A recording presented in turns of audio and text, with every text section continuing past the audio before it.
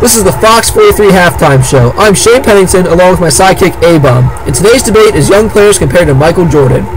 As young players coming up in the league like LeBron James, they are constantly being compared to one of the greatest players of all time, Michael Jordan. Do you believe anyone will ever be considered better than Michael Jordan? In my opinion, nobody will ever be considered better than Michael Jordan. When he came into the league in 1984, he changed the way the game would be played forever. I agree with you, but I believe it is difficult to compare players of different generations. Players nowadays are taller, stronger, and more athletic than the players from later generations. Michael Jordan's rookie year is considered the best rookie year of any player. He started all 82 games, while averaging 28.2 points per game, 6.5 rebounds per game, 5.9 assists per game, 2.39 steals per game. With these stats, it's obvious why Michael walked away from the 84-85 season with the Rookie of the Year award in his name. Those stats are just fascinating. What I believe makes Michael Jordan the greatest player of all time is that he made everyone around him better, from his teammates, coaches, etc. We have an email from Stan in Houston. Stan says, I believe that Michael Jordan is the best player to ever play the game. Not just because of his amazing talents, but also because of everything he went through to make himself as great of a player that he was. That's a very good point, Stan. Many people may not realize this, but growing up, Michael wanted to play professional baseball. When he started playing basketball, he decided to try out for his high school's team when he was in the 10th grade. Michael was cut from the team. He then worked hard to make the team the following year. In his senior year, he got a scholarship to play at the University of North Carolina.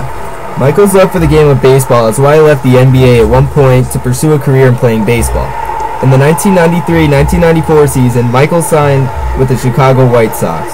He played professional baseball, but wasn't as good as he was at basketball, so he decided to turn to the NBA for the 94-95 season. We have another email from Bob in Sacramento. Bob says, do you think Michael would have left a greater legend if he wouldn't have returned in the 02-03 seasons to play with the Washington Wizards? I do believe that Michael should have just called it quits after the 97-98 season. That year he won an NBA championship and was also voted MVP of the league. Why not go out on top? Yes, this is all true, but Michael loved the game of basketball and couldn't keep himself away.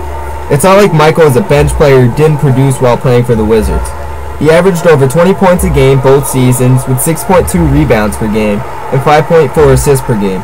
Not to mention that he was voted an NBA All-Star both years that he played for the Wizards. Tom from Philly says, this year is the first year that Michael Jordan is eligible to be selected into the NBA Hall of Fame. Do you think it's even a question that he will be a Hall of Famer? I don't think it's a question at all. Michael Jordan's a 6-time championship winner, 5-time NBA MVP, and a 14-time All-Star. To me, it's not even a question. He's a Hall of Famer for sure. I completely agree, without even a question. Not to mention all the awards that you hadn't just mentioned for his career. Michael Jordan also averages 30.4 points per game. This is the highest average points per game by anyone who's ever played the game of basketball. I guess it's just another trophy Michael can add to his collection. Sue from Minnesota says, there's always been talk about who is going to be the next Michael Jordan, or are there players right now who are better than Michael Jordan? What is your opinion of this talk that goes on?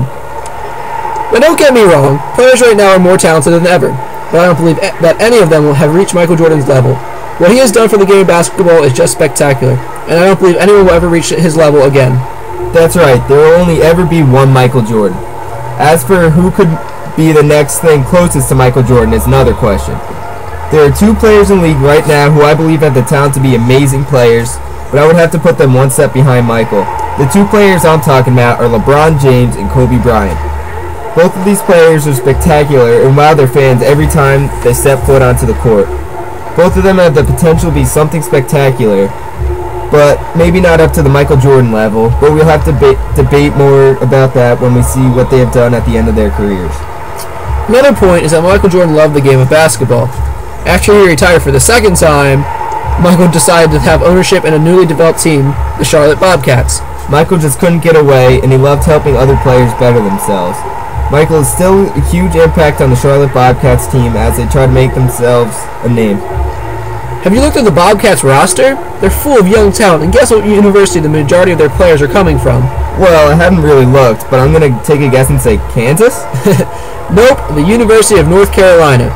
This is the same college that Michael went to. It's a coincidence? I think not.